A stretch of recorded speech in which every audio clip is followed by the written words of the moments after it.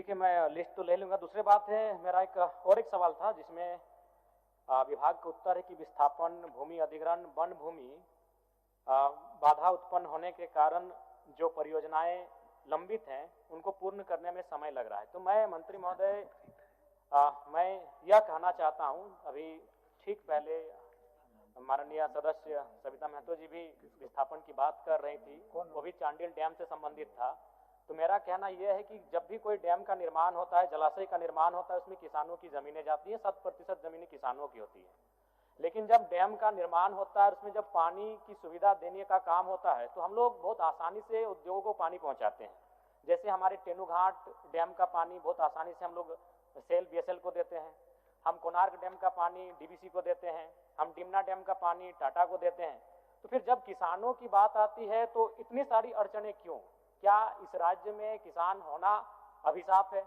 जब उद्योग की बात आती है तो अड़चनें नहीं आती है, उनके लिए एनओसी आराम से मिल जाता है, हम पानी को आसानी से और माने सुलभ तरीके से उनके उद्योगों तक पहुंचा देते हैं। तो फिर ये बाधाएं क्यों आती? मंत्री महोदय, मैं जानना चाहता हूँ। और आप लिख रहे हैं, स्वयं आपका उत्तर है कि परियोजनाओं को पूर्ण करने में काफी लंबा समय लगता है। कितना लंबा समय? ऐसा क्यों? आखिर ये भेदभाव क्यों कि उद्योग को पानी देना हो तो आसानी से मिल जाता है और किसानों जिनके जमीनों पर उन जलाशयों का, डैमों का निर्माण हुआ है, उनको पानी देना होता है तो फिर आपका उत्तर होता है कि काफी लंबा समय लगता है। तो मैं जानना चाहता हूं, क्या आप इन जो लंबा समय लगता है उसको कम समय में, कम अवधि में पूरा करने पर विचार करते हैं? माननीय मंत्री जी।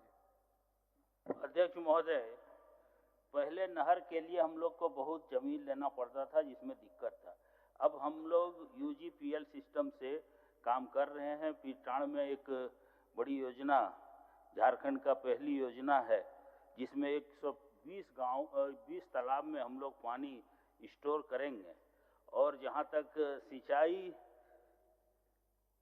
सिंचाई के लिए उपलब्ध अभी जो हम लोग 2029-30 तक का जो लक्ष्य रखा है, हम लोग रखे हैं, जो शेष योजना है उसको पूर्ण करने के लिए, जिसमें 4,43,840 हेक्टेयर का सिंचाई हम लोग करेंगे।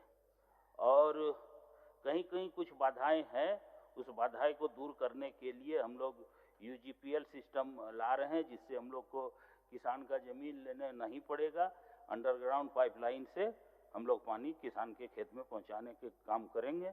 और उम्मीद है कि उनके भी क्षेत्र में जो काम चल रहे हैं वहाँ भी हम लोग सिंचाई के लिए खेत में पानी देंगे।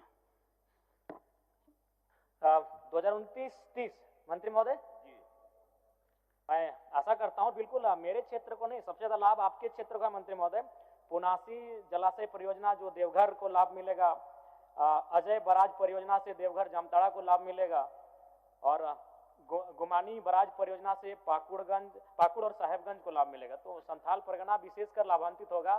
तो मैं मंत्री महोदय से बिल्कुल आशा रखता हूं कि 2029-30 नहीं, आप कोशिश कीजिए थोड़ा सा और 1-2 साल पहले ही हम लोग 27-28 में अगर कर लें तो और बेहतर होगा। चलिए, धन्यवाद।